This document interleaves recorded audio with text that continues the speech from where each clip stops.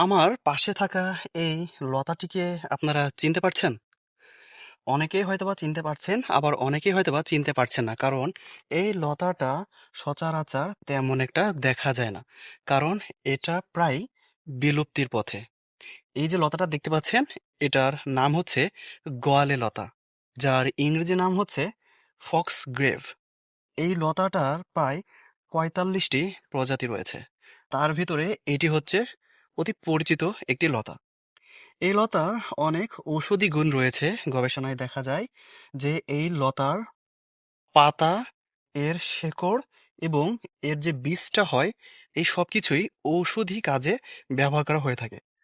যেহেতু এতটাও গুরুত্ব না, তার কারণে আমরা এই গাছটার ঔষধি গুণ সম্পর্কে বলছি না।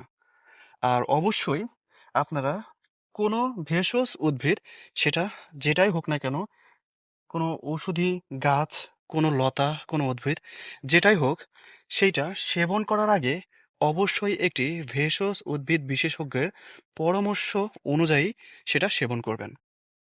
এই ভিডিওটি করার মানে হচ্ছে, এই যে লতা আছে প্রায় বিলুপ্তির পথে, এরকম আরো অনেক গাছ, অনেক উদ্ভিদ, অনেক কিছুই আছে যা আস্তে আস্তে বিলুপ্ত হয়ে যাচ্ছে।